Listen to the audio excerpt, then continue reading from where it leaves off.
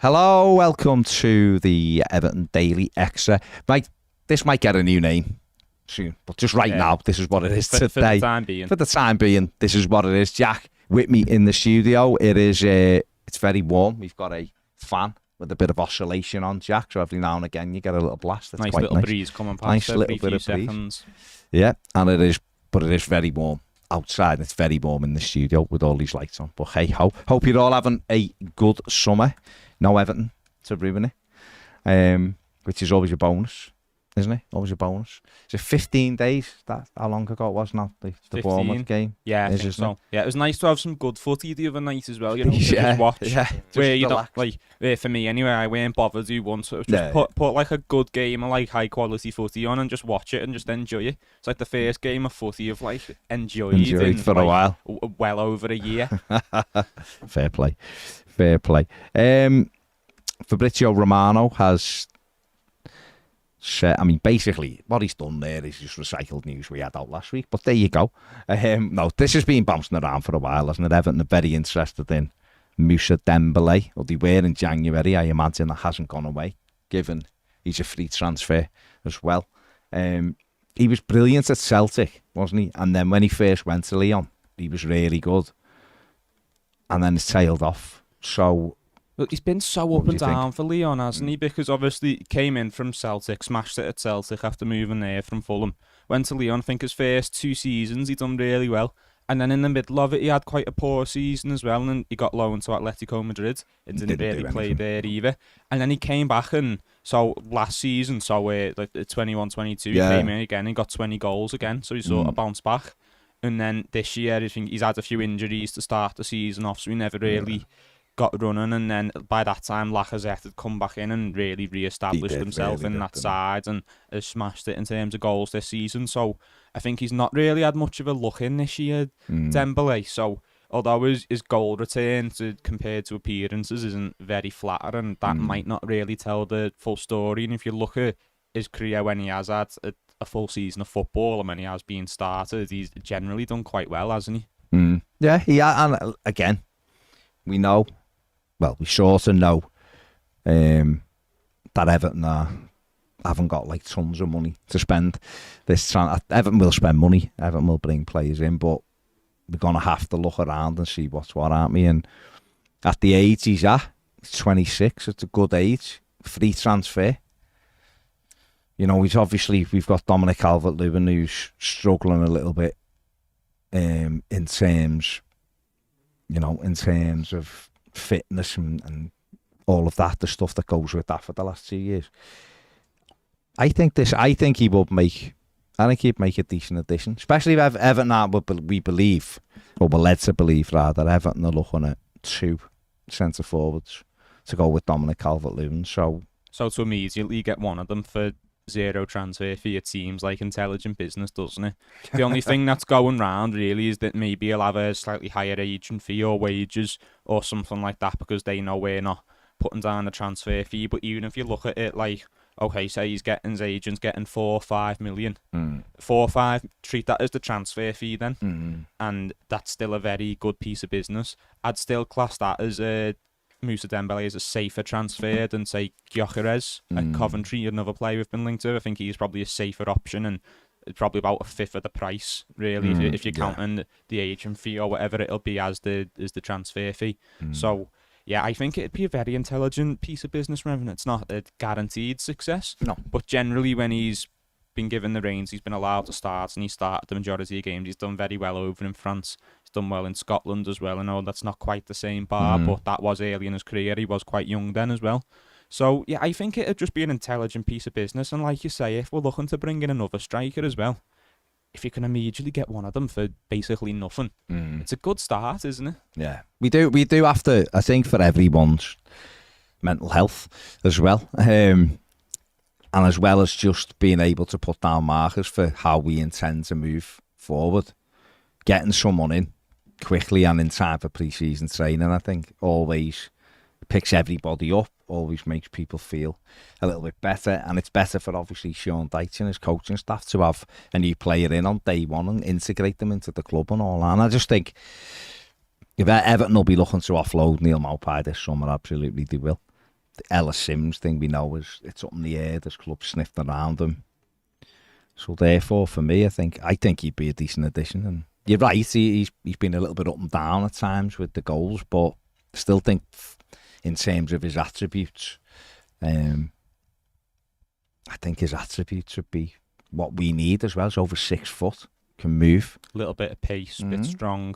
Not quite Calvert-Lewin, not a carbon copy, but more similar to him than Maupay, for example. Yeah. And then getting him in early as well would be so beneficial, because he is slightly different to what we've got. You can obviously train with him then and work around him and learn how to play to his strengths, and at the same time try and teach him how to fit into our sides.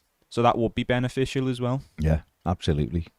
Everton have been linked obviously with Beto as well, Beto, whatever you want to say, at Udinese. Obviously, that's 20 million plus probably for him. He is good, looks good striker, but he did have a bad injury. He's had a thigh injury, and is he yet to come back from that? He come back towards the end of the season, yeah. In fact, he had it the back end of the year before, and last season he was suffered a couple of setbacks with it at times. He did play games as well, but 20 plus million for him. When you've already got a striker... He's 25, don't get me wrong. When you've already got a striker who's quite injury prone, and obviously we put down big money weekly on his wages, it's quite a risk to bring in another one for big money on 20 million. That's probably more than our current transfer budget. That would probably be some of whatever we made through sales, if we make any. If you were to make a signing of that stature. So to put that amount of money down for a player who has a recurring thigh issue, it sounds like repeating past mistakes a little bit, doesn't it? Yeah. I mean, he might listen. I don't know the ins and outs of his thigh issue. It might have just been he didn't quite get it right. But he did. He's hit double figures both seasons in Serie A, 11 and 28 in his first season. He still got 10 and 33 last season, 1 and 3.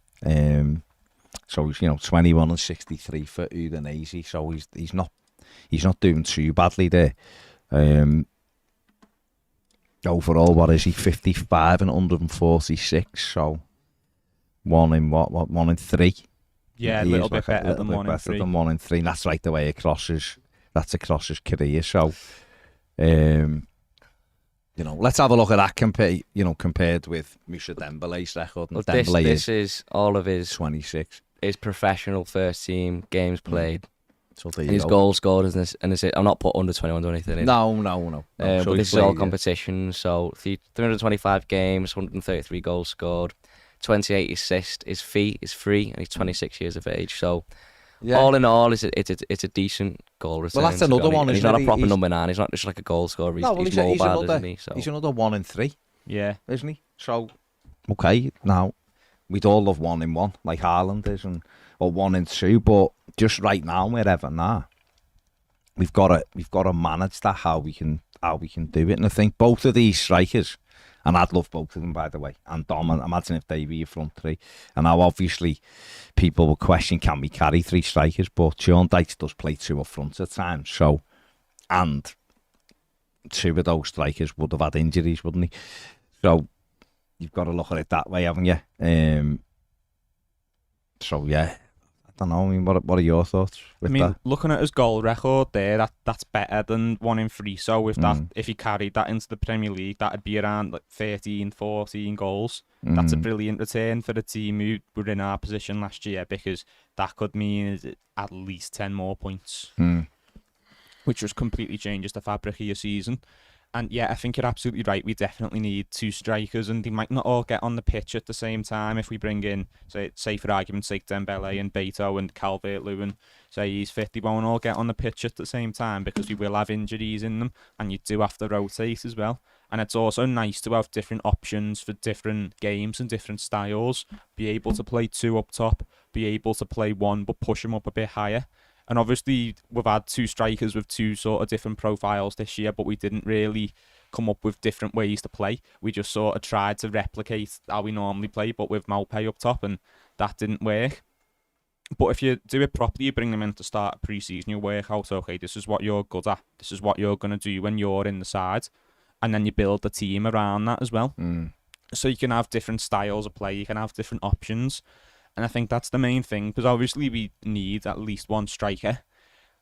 But I think what we had last season is we had a striker at the club, a very good striker, but he was injured. Yeah. So then it's, well, you need another one, isn't it? And you don't want to just bank on that. You don't just want to bring in Dembele and bank on him being fit, because if he's not fit, and there's also a high chance Calvert-Lewin's not fit, you're back to square one, and you're recalling Sims from his loan to whoever we've sent him to this year, or Tom Cannon. So I do think we need 2 strikers, and that might mean one of them doesn't start that many games at the start of the season while everyone's fit, but that's just the position we're in. What would you do with Tom Cannon? Because obviously there was reports last week that Preston have had a couple of meetings with Everton to take him back for the year. Obviously, he ended up with 8 goals, didn't he, for Preston in the half a season. Done very well. Ryan Lowe really likes him. So therefore, I know there's people saying they want him in the Everton squad and keep him and all of that stuff that goes with that. But is there a slight danger that we hamper his development by keeping him with us for the year, because he's not going to be the starting centre forward. So I mean, what would you do with him?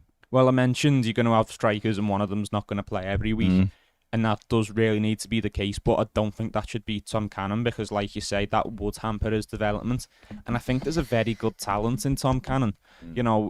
What was it, 8 goals in the half season? Yeah. So if he was there for the full year, you're looking at, no, it doesn't always work like this, but you're looking at 16 goals for, a 19, 20-year-old in the Championship. That's a very good return. That shows he's absolutely on the right track to being a quality Premier League player. So for me, I'd just like to see him go out and just play every week. Just keep that development going. Maybe even send him to a Championship team slightly higher up than Preston, test him at the next level. So I don't think he's ready for Premier League football every week. But is he ready to play at the top end of the Championship? But I suppose they had a good. They looked like they were going to get in the playoffs, didn't they? And therefore they just fell away the last couple of games. I thought 2 or 3 games, and therefore they will be hoping, I guess, that they're going to be involved in the playoffs again and aiming for that again. And if they have him for the full season, they might think he'll fire us into that, and that means because he's not gonna. Let's be brutally honest, right? He's not gonna get a Premier League loan, is he? Because if we're the team that just stayed up and we're saying we're not using him, then why would anyone else use him? So there's that to there's that that thing of like, what you do with him? Then we keep him and he doesn't play, and I know people will be going, well, why can't we use him in our squad? But it's about development, isn't it? Now, we might come back pre-season, right? Might be brilliant in the pre-season, trains really well, and Deitch looks and goes, actually, you know what? I'm keeping him with us. He's going to be our third striker. Train with us, obviously, every course you will. Use him, and he's going to be one of me, whatever. That's fine. If he's good enough to do it, brilliant. But don't want us to just keep him in the way we did with Ellis Sims, really, which we just kept Sims because we had no money. We didn't really have any other options, and we didn't give him a go. Go ahead, Ned. We got a super chat from Chambers Chicken Coop. Fair play. Nice one for the super chat. They say, if you can pick one to stay and one to leave, who would it be? Pickford or Onana? So 2 sellable, probably our biggest sellable assets. Only real sellable assets. If you could pick one to stay and one to leave, which would it be? Let's move it over to Jack. So go ahead, Jack. I would keep Jordan Pickford and sell Onana. I think with Onana, I think the money that we'd probably get for him, you're seeing 60 million spoken about. I think that's more than what he's worth on his current ability. So obviously teams are buying for his potential. Yeah, of course. Whereas Jordan Pickford, even if you get around 50 million, what he's worth to our side, I do think he played a massive role in keeping us up the last 2 years. I think we probably would struggle to get a goalkeeper as good as him. There are goalkeepers out there that are as good as him that probably are attainable to Everton, but would they go and get them? Would they go and get a Lafont or a Livakovic or a goalkeeper who's a bit of an unknown quantity? I don't know if they would. So to me, I think we'd probably get a bit more for Onana and miss him less.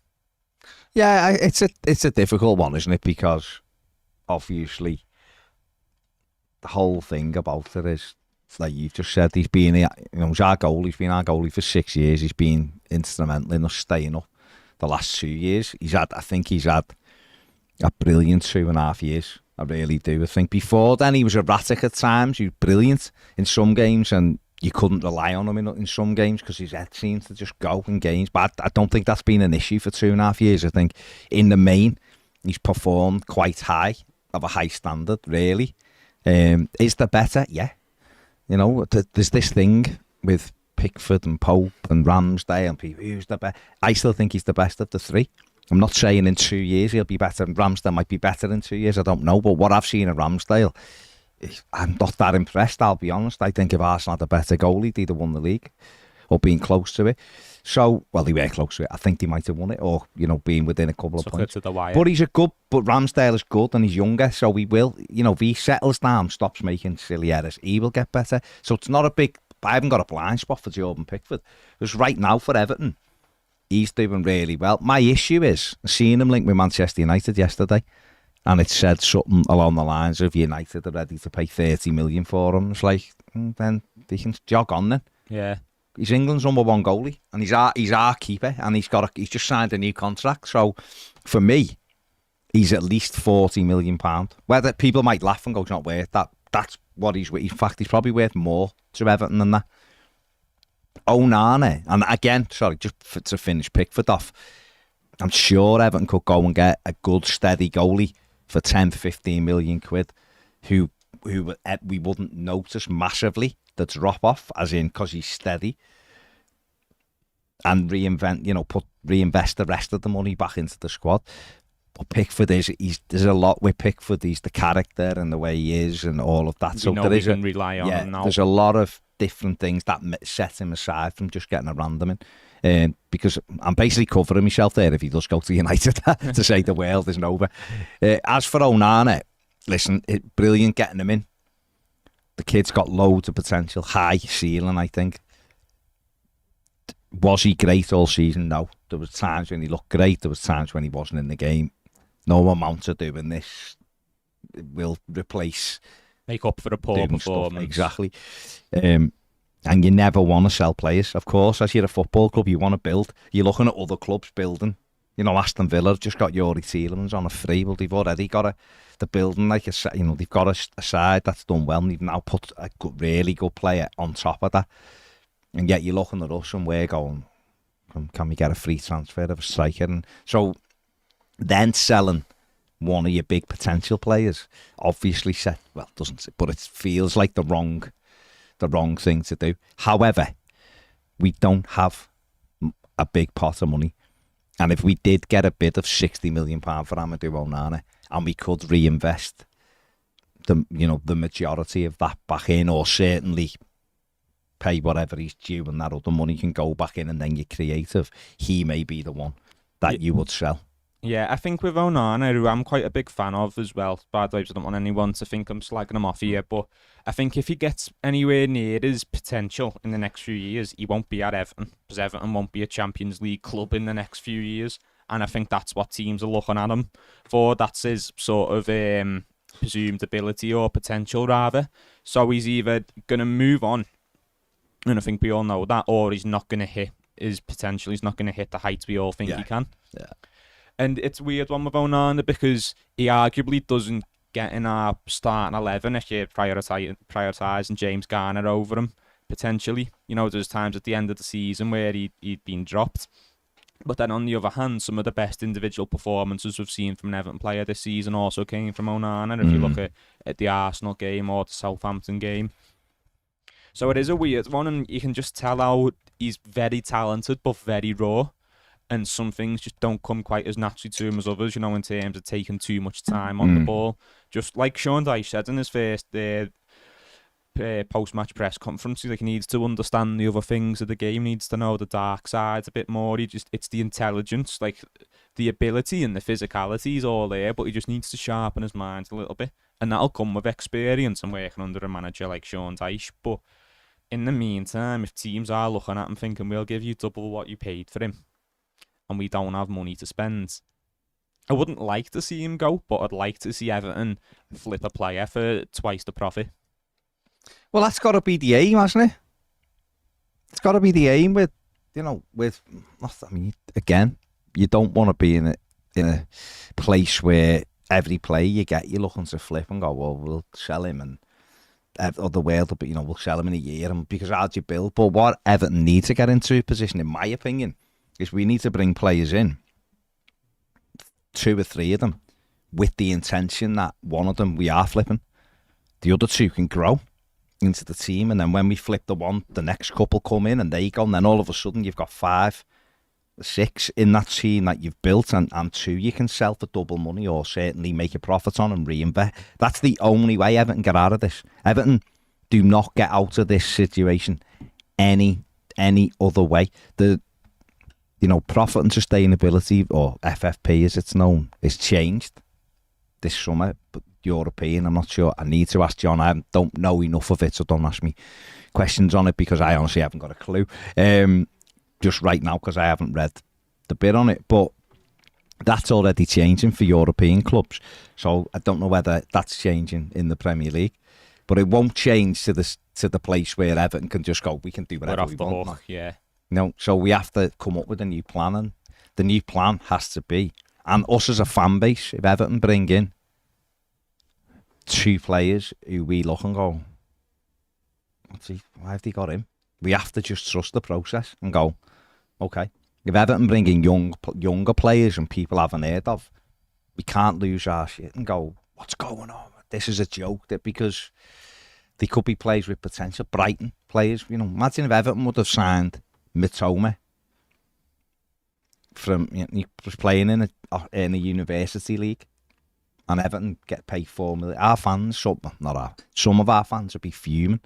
This is a joke. This is this is that. And we've been a little bit like that. And we've only been a bit like that because we were sold something totally different. We were sold when the Sherry come in that them days were, he said himself on more than one occasion, as long as I'm here, money will never be an issue. Well, quite clearly it is an issue, isn't it? It's an issue. Long, did it? Well, it's an issue because he's going out and looking for investment. So it's quite clearly an issue. Clearly an issue, isn't it? And again, he didn't know that. He didn't know that Russia were going to engage in a war, which has obviously slowed his funds down with Usmanov, and that, whether that's either direct investment for Alisher Usmanov, or certainly Everton lost a big sponsorship every single year, which crept into the, which damaged us. Of course, it did. £30-odd million from USM every year was helping Everton, of course. So the sands have shifted a little bit, and we have to find another way that we can do business and improve. Yeah, well, the thing is, you can't blame Mashiri for the situation costing him money. But yeah, you can't blame him for the situation in Russia. Like, he couldn't have predicted that. But we shouldn't have been dependent on that. The club had no cash flow outside of that. No. There was no, like you say, we weren't flipping the occasional player. We weren't bringing players in who could be moved on. And I know people hated the word sell on value for a little bit because it was a bit of a buzzword on Everton Twitter. But I think what people took from that versus what it actually meant is people thought sell on value meant you're looking to sell them. Whereas it means players that you can sell if you need to. It means if they don't work, you can move them on. Like, Moise Keane was terrible for Everton, but because he had sell on value, because he was a young player, we could get our money back. Yeah. Cenk Tosun was terrible for Everton. And by the time he left, he was, 29, 30. The only teams that had taken were Turkish teams because that's the only league he's ever played well in. That's a player with no sell-on value. And it'd be nice to have 4 or 5 players and we think, oh yeah, we'll flip one of these and, we can keep the majority of them. But right now we're in a position where we only have one of those players really who's a big sellable asset, and that's Onana. But I think it's funny you mentioned patience with these players who come through and, they've got talent, but they're not all that. Because I think Onana's a player that there does need to be more patience with because people have been very quick to write him off. You've just said sell him. How much patience have you got? I'm thinking sell him because he's a good player and better teams will want him. Yeah, but he's a player that's been written off as average by some, and, people have forgot his strong performances and his skills. So, you can be frustrated with a player, making the same mistake. Sorry, Jack, but do you not think sometimes that's just people wanting, people knowing Everton's predicament and then going, well, we've invested a lot of money in him and we needed him to be at this. If you look at, and I know it's a different player and I know the circumstances are totally different and all that, but someone like Bruno Guimaraes at Newcastle, who come in for, I think they pay 40 million for him, and he's come in, but he's been able to drive Newcastle. Don't get me wrong, he's not brilliant all the time, but he controls the way they play him. And I know he's a bit older, and I know Nana.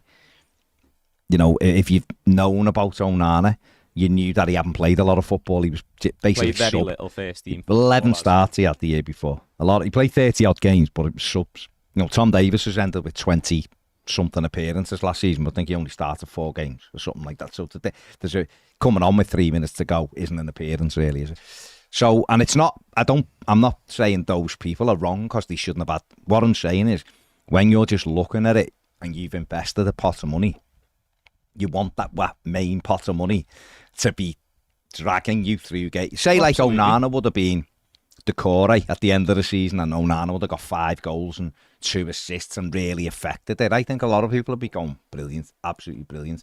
But he isn't that type of player, is he? So that's where I think the frustration comes a little bit. It's not his fault, and it's not the people's fault who's frustrated. Either they might have thought they were getting a different version of what we've got, maybe. Now, I've got zero problem with people saying, why isn't he playing better? He should be doing better. Why isn't he playing like he did a few months ago? I've got zero issue with that, because they'd be right in saying that. They'd be right to expect more and demand more, but I'm just more addressing it to some of the harsher criticisms. So having people saying, like, well, we wouldn't miss him. Well, I think he's bang average. Stuff like that. But aren't they just saying, I mean, again, not defending anyone, but what I'm saying is, aren't they just saying that, like, I mean, you basically said the same thing when you were asked the question. I'm not criticising you, Jack. I'm saying you basically said the same thing, and that same thing, but said in a different way, was we would miss him less than what we would miss Jordan Pickford. So I think people are looking now. They might dress it up and go, he's bang average, right? That's one way. That might just be someone's way of articulating he's not really done much for Everton. And when people look at it, I look at him slightly differently, and I might be wrong here, and I'm quite sure people are shouting at the screen telling me I'm wrong, but I look at some of his performances and I've seen the level that he can get to. Southampton at home, he was brilliant. Scored a goal, was driving us through. The pity was there was 10 others who were crap that day, including our goalkeeper, by the way. Right? Who just had a bad day, and then our star boy came on and was hell-bent on costing us the game, which he did. Arsenal at home, I thought he was magnificent. Onana, we beat them 1, he was magnificent. Liverpool at home, the derby at Goodison, I thought he was fantastic. Really brilliant, all over the place. And I've seen those bits, and that's the frustrating for me. The frustrating thing for me, Crystal Palace at home, is that he's shown those glimpses, and you go, that's what I want every week. Can you get me that performance most weeks? Because if you do, it takes us to here. And I think people are frustrated because they've seen a level, and then they've seen other games. I think back, just off the top of my head, Forest away. He was diabolical. He hardly touched the ball. And you're going, you're playing Forest, mate, who were in a bad run themselves. And their strengths are very much in their front players, not the midfield. And yet, he just walked around. In fact, I think he got dragged off. He just walked around the pitch. Very soon, he was back out the team. Because obviously Sean Dyche wasn't happy with that. Oh, yeah, and, got zero problem with people saying, he was rubbish today. If he was rubbish, because I said the same after the Forest game. I criticised him. That was just one. He was a few like that. Oh, yeah, that's just an example. Yeah, he did have some poor games in that period. But I just think for me, when, you brought up me saying, not missing him, I'd miss him less than I'd miss the fella who's been our fans player of the season the last 2 years. I would still miss him. Yeah. I just wouldn't miss him as much as Pickford. Yeah. And then went with the money side of it as well. I don't want him to go, really, because I'd like Everton to build on. Because I actually think if you keep him another year, I actually think that 60 goes to 75, because I think he'll be good next season in the Premier League. I like the fact he's got that little bit of arrogance about him. I just want more consistency, but I wouldn't choose to sell him. My problem with Jordan, it's not a problem with Jordan Pickford, my thing with Jordan Pickford, where I think Everton might have an issue, is if Manchester United do come knocking on the door. Because if they come knocking on the door for him, is he at 20? Is he 29 now, Jordan? I think 29, yeah. 28, 29. I think he might be 29. At 29, 30. I mean, if only I could just, I'll find it now. At 29 years of age, right? 29. 29. England's goalkeeper. Chance of playing the Champions League, play for the biggest club in the world, or the second biggest club in the world if you say Madrid are bigger. It's one of those two. And have a chance to win stuff. You know, Manchester United won a trophy this season. Win a few FA Didn't Cups. Could win an FA, got to an FA Cup fight. You know, different things like that. He would have I think he'd have a big choice to make. And if you're him, are you really going to stay at Everton? If I was Jordan Pickford, would I really stay at Everton if Manchester United come knocking? I wouldn't. But that doesn't mean I don't think he loves Everton. And it doesn't mean I don't believe Jordan Pickford would make any kind of waves to try and leave Everton Football Club this summer. I don't think he'd be like that to his agent. See if you can get me to United. See if you can get me to Tottenham. See if you can get me to Chelsea. I just don't believe. Some players do the Troy Deeney thing, if you've seen that on Twitter the last few days. No. With, I said when Leicester wanted him in 2016, I think it was. Yeah. Wanted him from Watford. And he told the owner, he said, I'll injure every player at the club if you don't sell me. And in the end, he said, please just tell us what you want. And we'll keep you. He said, I want you to get rid of that speed bump on the way into the training ground because it's wrecking my car. And he took it out. And he stayed. Yeah. There you go. I don't see Pickford doing that, no. I'll be honest. Good story, though. But I think he would have a big decision to make. And would anyone blame him? Would you blame him if he went, no, it's I'm going to go to Manchester United? But would you blame him? I think when you've got an English goalkeeper in the Champions League, another English goalkeeper in the Champions League, pushing his, Southgate likes him anyway, you know that. But he himself, I wouldn't blame him if he thought, I need to go and play in the Champions League as well to reinforce I'm number one. Mm. And it's not just that anyway. You know, he's got years left anyway. But he's a top keeper, and Everton are doing nothing at the moment. Mm. So wouldn't blame him if he did go to a top club. The Spurs thing, it's sort of like they're a bigger team at the moment, and but I don't see what difference it would make other than the perception of Spurs are a bigger team. I don't think he'd necessarily go and win trophies with Spurs. So for me, unless it was like a United, I can't really see him going anyway.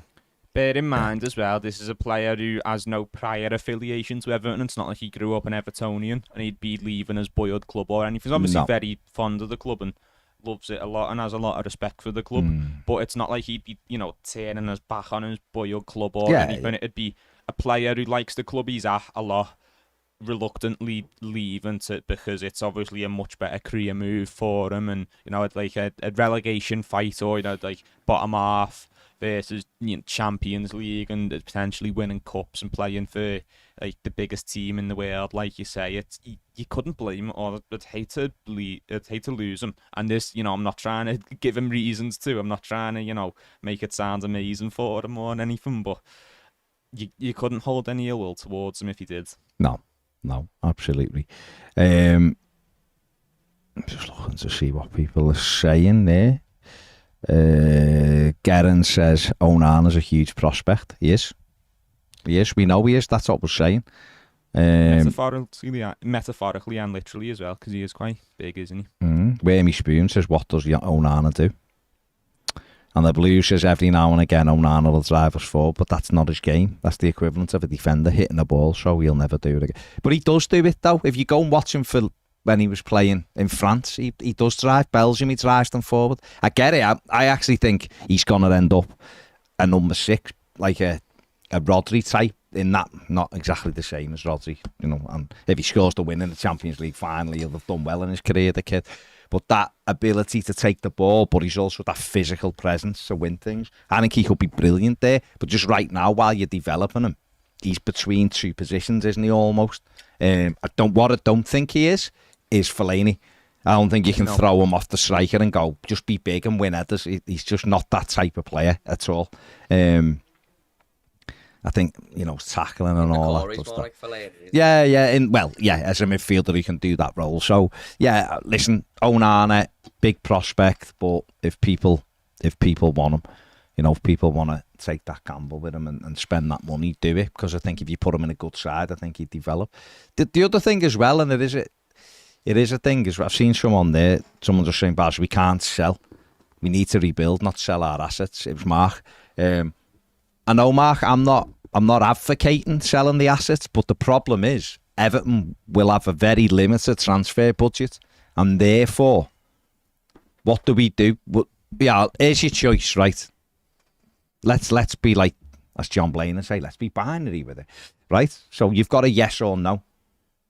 If Everton keep this squad, will Everton survive comfortably next season in the Premier League, or will they either be relegated or fourth from bottom again? If there's no additions brought into it. If there's no additions, I think at best we'll be struggling to stay up. At the very best, right? So therefore, none of us want that. And we know that there has to be new additions. And if Everton said, right, well, we're not letting anyone go and we're going to try and add on to the squad, the best we could hope for is a few free transfers and hope that that's good enough. Okay? Again, not saying there's anything wrong with that, but when you look that way, and you look at it like that, Everton need to bring some money in from somewhere. And the only way we're going to do it is probably by selling one of these two players. And this is where the question come from on the Super Chat before, is it Pickford, is it Onana, if you had to choose to sell one? Ideally, Mark, I said before, I wouldn't be selling anyone. We'd have a pot of money, and what I'd be saying is, generate me 50 million quid to spend this summer, and we're going to go and do it properly. We're going to Europe, and we're paying down payments of 3 and 4 million quid, and we're getting 5-6 players in, and the pot that we've outlaid will be 50 million, and we will guarantee to sell a player by the 30th of June next year. That's the gamble we're taking, but that gamble will put Everton in a totally different position, and Everton immediately, for me, if they got the right players and if they did it properly, put it this way, if we could, in a mythical situation, right? Situation, SIT, just for the ones who say it, I say SID. Imagine if we give Brighton or Brentford that 50 million and went, like, go and get us like half a dozen players. I imagine they could bring in half a dozen players for that kind of outlay. And at least 4 of them would be good. That'd be good. And that outlay, by the way, Sky had probably reported as 90 million, 100 million, but it would actually physically be 30-40 million pound that you've down paid. That's what's actually gone out the bank. Now, okay, we have to find 30-40 million pound next summer to pay them. Of course you do, but that's where the planning comes in, and that's where if Everton were to finish 5 places high, it's a big if, by the way, but if Everton were to finish 5 places higher than they did this season, and that's 12th, and we'd be celebrating, which is horrific, but that's where we are. Everton get about 11-12 million quid in prize money alone extra than what we haven't budgeted for. So that comes in. So there's a couple of down payments immediately just for doing better. Then some of those players, one of those players, you might go, he looks quite good. We know a few teams are going to be buzzing about him next summer.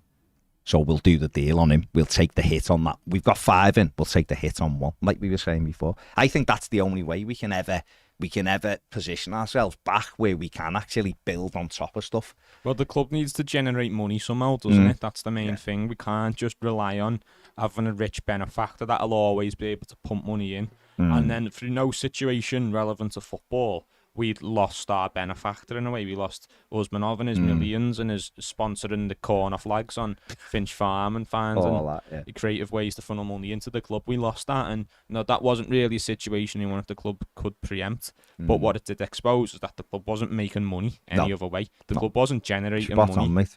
Absolutely right. Commercially, probably underperforming.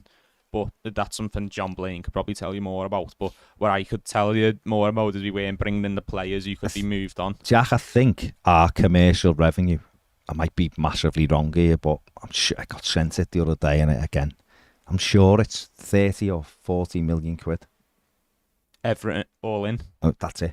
Everything. Liverpool's is 200 and something million. I said this last week, speaking to one of the lads, and they were bemoaning how poor their commercial revenue is. And I was like, ours is like 35-40 million. And he was like, oh, Oh, okay. And he's like, well, we get that for one deal. That's what we get for the hot dogs. Like, Yeah, you know what I mean? So I'm never saying we could attract what Liverpool could, because we're not that team. But we should be doing better than we should. If you think about the same city, the same league, that kind of thing, you would surmise Everton could at the very least get nearly half or certainly a third of Liverpool's commercial revenue, which would probably be double what we're getting.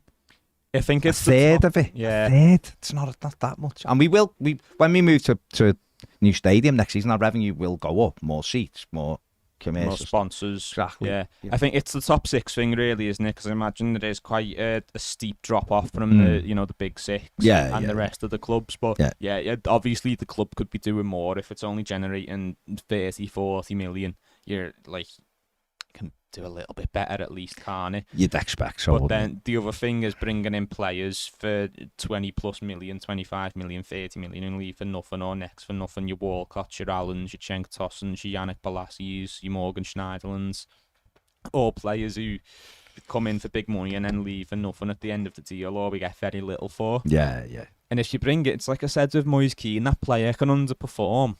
But if they're younger, you can probably get at least that bit of that money back, because teams can still look at them and go, no, I see how we can still be good. And you might not get the full transfer fee back, but if you can get half of it back, that immediately halves the loss you made on that player. And if we'd have done that with 5-6 players over the few years, we'd have almost halved our losses. Absolutely. It's mad. On the super chat, we've got a super chat from Tomo, rather. 2 super chats. From Tomo. Yeah, but he forgot to write in the first one. Yeah, he said, I forgot to type in the other one. But nice one, Tomo. I mean, we've said it before, become a Premier member. But there you go. But thank you very much for your super chat. Says, one thing to think about with United, they want him as backup to push De Gea to be better. Yeah, but the same thing with that is De Gea won't, or hasn't up to now, agreed to sign a new deal. He wants something like 400 grand a week or whatever. And United are never ever gonna give him that kind of money again. So it's a different one. Here's one for you, and seen this over the weekend. This will split people. It'll absolutely split people. But I'm gonna ask it anyway. Go on. First of all, make sure you subscribe and hit the like button here, please. It really helps the channel. The bigger the channel gets, guests, everything else. All of that. But so thank you very much. Just hit that like and subscribe. Take you a second. Thank you. And also subscribe to Toffee TV Football, which is going to change its name soon as well. But subscribe to that. Anyway, back to it. Ross Barkley on a free. No. Yes or no? No? No. Okay, explain why. I don't think he's anything. I'm just reversing back out of this. Why are you? Yeah. No, I'm just asking the question. I'm just asking the question. He's nothing like the player he used to be when he was at Everton as a kid. If he was still that brave, aggressive player with a bit of cockiness and arrogance who could make things happen, yeah, I would, but I don't think he's that player anymore. Okay. But my thing with Ross Barkley is, and like again, this doesn't mean go and get him back, because we've said before, we've been down this road before, haven't we? My only thing with him is we just don't have anyone who is even similar to the way he could travel with the ball, and he still travels with it like that. He's just not as good as what he was, and a free transfer. And I get all of that, but I also get anyone who goes no. But you know what, Everton might need to be looking in some of these positions just because it's a body, and that's not a great position to be in, is it? And that's why I want us to do the other side of this, which is look at these other leagues, look at the potential, go and get some of these players in, piece bits together, but we have to get the attackers right. Yeah, and while I would like some, that not guarantees as such, but safer bets like your Moussa Dembele, I wouldn't mind us taking a few risks, go in on some unknown quantity with, it'll cost not much money, but if it works, it's a big success. And if it doesn't, it's no harm done really, because you've got your Dembele's in who probably will perform. Yeah. Take a risk on someone like that Duck at Aberdeen. I don't know if it's Duck or Duke. Yeah, I know what you mean. Yeah, the UK. Yeah. Yeah, 21 years old. He's like Everton have watched him a few times. Yeah, got 16 goals, and it's in Scotland, but he's a young player. Take a risk on someone like that for 4 million. it obviously brings someone more established in as well. But if you need to sign 2 forwards, get established forward like Dembele, and then a younger player, a bit more of a risk. But if it works, we've got a high potential young player for very little money. Yeah. No, it is, isn't it? It's a difficult one, isn't it? It is a difficult one. We're just looking at everybody. We're just looking at everyone, aren't we? And things that are bobbling around at the moment. In an ideal world, we'd have been able to go and get Yuri Tielemans because he's a lovely footballer, but yeah, we're not at that level, and money wise, and he has. I think Villa will probably pick him back up but he has dropped off over the last year. But I thought he was nailed on to go to someone like Liverpool, to be honest, or Arsenal on a free transfer. Yeah. But they must have looked at it and gone, no, he has dropped off, and he's 26. Will he be someone who doesn't ever get it back? When at one stage he did start very young as well. Oh, did it? Well, I remember Martinez was in when John Manager was interested in bringing him here before he moved. Before Leicester ended up getting him, but he'd moved first, hadn't he? And then Leicester got him. But it is the way it is, isn't it? Matt Sumner says I like Clark at Sunderland. Okay, he struggled at Spurs, but it's off with Sunderland. Jack Clark, we were linked with him last week. Never really got a chance at Spurs. He's brought in for quite big money from Leeds, but never really even got a chance with the first team, I don't think. But he's done well with Sunderland over the last year. Yeah. What are you thinking about Diallo as well? Amad Diallo. Yeah, he's an interesting one. So he's just went and had a great season in Championship with Sunderland. I think the thing that puts me off a little bit is he had a loan spell at Rangers. The season just gone, and he looked poor. He looked off the pace in Scotland. Obviously, he's played in England now, and he's done well in the Championship. But I do worry about him making that jump to the Premier League. Yeah, he's not one I'd say no to. Put it that way. It's just maybe you look at other players first. See what happens. Yeah, Kane says I'm all over Dembele to Everton, but we definitely need another option too. My biggest wish this window is Damari Gray goes to Fulham. Honestly, don't understand what people are talking about when they say he's our most creative player. He's terrible. Scored a few goals last season, but look at the games, the goals coming. He's not an Everton player in my eyes. He's all for himself and thinks he's better than what he is. Fair enough, Kane. I think he's done all right for £1.5 million. I think the thing is, if you know you've got a better player coming in, because there are better players out there, you take that in a heartbeat. 10 million for Damari Gray from a 1.5 million transfer. That great business. It's just while we've got no one else, you can't really lose 5 goals, can you? Danny says on Dembele, he's better than Maupay, but not the type of striker Everton need. We need a physical and athletic presence. Sammy would have been perfect. Shame about that. I've seen Dembele be physical and athletic, though. Do you know what I mean? I'm not saying he's perfect, because he isn't. Sammy's done for a year, isn't he? So that's out the door. Would Everton go back for Armando Broja at Chelsea and try and get him on loan? It's another one. He's another one now. He's back from an injury. That ship sailed. It's hard, isn't it? Because you're trying to just grab people, aren't you? Paul Callow says, just wanted to say huge thanks to Orlando Everton Supporters Club who welcomed me to the Harp and Kell pub to watch the final match of the season while I was on holiday. What a great atmosphere and a well-needed result. Not to be celebrated, but we were all full of relief. I was telling them to all follow Toffee TV for the best Everton content. Some are already Premier members. Special thanks to Laura Lee Shields, Andrew Hicks and Andy Neal. Nice one, Paul. Cheers, mate. Hello to the Everton Orlando Supporters Club.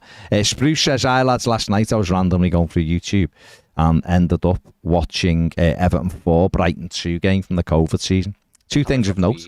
We played some quality football in that period and James was unbelievably good. He was. Maupay was a complete nuisance and Brighton knew how to get the best of him. He scored one by being Pickford's face and reacting to a mistake. He just seemed a different player to what we have. Still think he's crap, but maybe why we went for him, I don't know.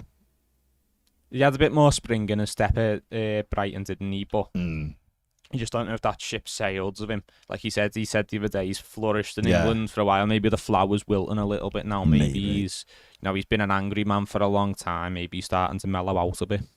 Maybe, absolutely. Steve P says, Bazier on to South Korean winger for Mallorca, Lee Kang. He's got 50. I haven't seen him, to be honest, mate. I'll have a little look at him, Steve. I've not seen that one. £15 release clause. He's only 22. He's definitely someone we should be looking at for that price. Good on Football Manager. Also, Strasbourg centre-back Alexander DQ is currently available on free transfer. He's 20. I've seen DQ.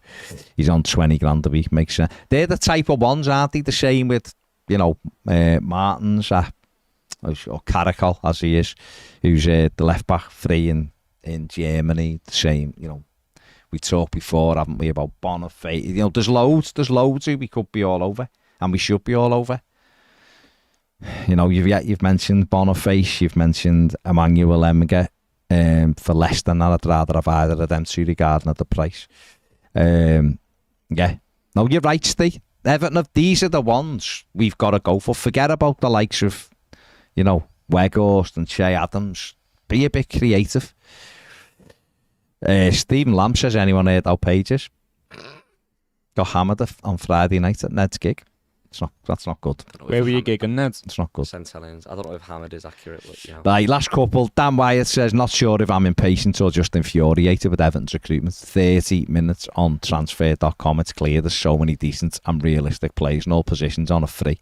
If our fans can see this, what is our recruitment team being paid for? It's a good question. Mark Max says, last season when Decore was out of the team, we fell apart. If we can't strengthen that area, what would your choice be to replace him? Ali or McNeil or a young lad? Is there any hope for Dele Alli? Not for me, no. If the thing is, with the way the deal's structured as well, whereas if you play him a few times, we've got to pay Tottenham money we don't have. Gives him no chance. I'd just wash our hands of it. And the fact I don't think he cares about football anymore. I think he's done with it. Yeah. Michael Wood says, how much money in a transfer kitty would you be happy with if we had to sell Onana, Pickford or both? I reckon I'd be happy selling both if I knew a minimum of 60 million was going in the kitty. It's who you'd get. Onana, because there's lots of midfield players you can replace him. We were linked last week with the likes of Batista Mendy, Orange, who's 23, 5 million quid. Players like that, physical, mobile. There's a lot of those type of players around, so you could piece the Onana thing together. Pickford, Lafont in France would be a good signing. Could Everton get him? Don't know. It's what your choices are with the goalie, isn't it? But if Everton are aware that there's interest for Pickford, then you'd like to think they've got some kind of list ready to go. But I don't know with the transfer. You'd want as much as possible. But I just want to see invention. I want to see different players. I want to see Everton doing something different. Want us to sign someone I've never heard of before.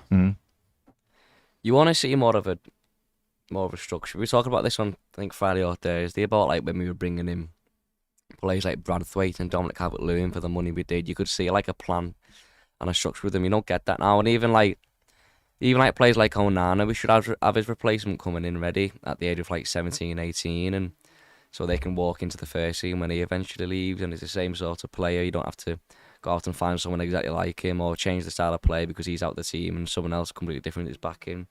You need to start finding these replacements early. Maybe we should have a Pickford replacement lined up. Maybe our number 2 for the next season, if we can go and find one, should be a young up-and-coming English goalkeeper who will eventually replace him. Yeah.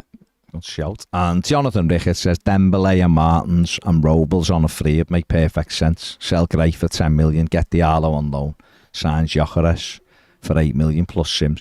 There's not a chance we get Gyökeres for 8 million quid plus Ellis Sims. We might get 3 or 4 million for Ellis Sims. They want 25 for Gyökeres. He's not making up a 12 million deficit. Not a chance. Not a chance. And what's mad is he actually outscored Gyökeres in the first half of last season. Had the better goals. And him, Ben Brayton, all of them, he was outscoring all of them. So that kind of tells you what it's like. Even though I've seen Gyökeres and he's interesting, I don't know whether he could do in the Premier League, I don't know, but he's an interesting player. It's mad how players are viewed, isn't it? Because if Ellis Sims was playing for Sunderland and Everton were looking for a Premier League striker, looking for a striker to buy him from the Championship, he'd be at least 15, 18 million pound at least. And yet we've got him. I'm saying we might get 3, 4, 5 million quid for him. It's the It's same. mad, isn't it? Yeah, it's the same with the Branthwaite thing, because there was a 21-year-old, 2-footed, big, tall English centre-back playing in the Dutch league and winning trophies, and No, now we we'd all wanted be him. desperate to sign him, but Mhm. because we've already got him, we're a bit unsure on him, aren't we? Yeah, it is mad, isn't it? It's absolutely mad. So, we'll see. Right, that is us done. Hit that like button on the way out. Make sure you subscribe to the channel. Subscribe to Toffee TV Football as well. Thank you very much. We'll be back. We'll be back on Premier later on with the live, but we'll be back tomorrow at 1 o'clock to have more of these chats. We're here all the way through the summer now, so get onto it. There's another video just gone out on the channel as well, which is the attack, is it? The attacking video is now on YouTube, and if you want to join Premier, then you get to watch the Premier Player of the Season. Oof. Where we go through mine, Barry's, and Peter's predictions for the season just gone, and how Full bad names. we were. Some of them are embarrassing. My top scorer shout is We really got our embarrassing, names. but We got our names. Full Yeah, names. Full So names, there you go. Sunday names. Big thanks to Sunday if you want to names. watch that, obviously that's not Do on YouTube, so Go and do it. Go and do it. It's £3. £3.50 a month. It's worth it. We think so anyway. Big thanks to Jack. Thanks for watching. See you all later. Have a good day. Bye.